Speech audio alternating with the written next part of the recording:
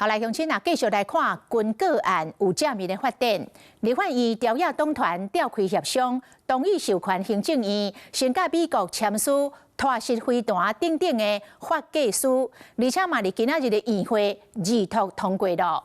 國民黨講這是一個大進展，啊那民進黨是呼籲講後續預算的審查進度要緊。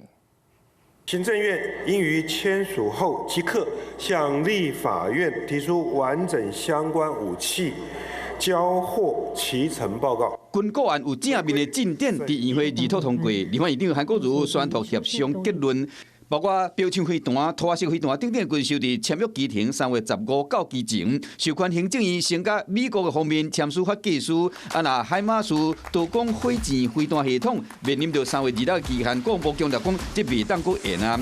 第五案攻擊型無人機，美方最近嘛提供法計書。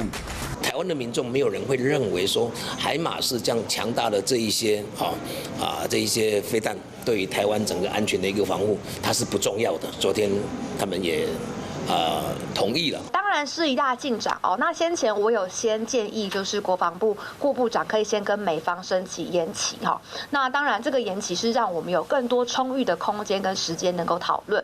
完成簽署後，下一步就要保證審查程序。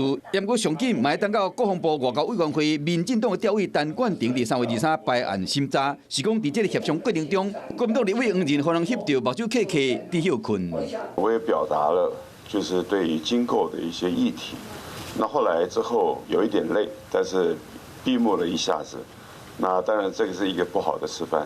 軍購法計書趕進度，要確保國防的裝備如期到位。Hello， 我是張新文，想要搶先掌握最及時的新聞資訊嗎？趕快訂閱、按讚、開啟小鈴鐺，鎖定華視新聞 YouTube 頻道。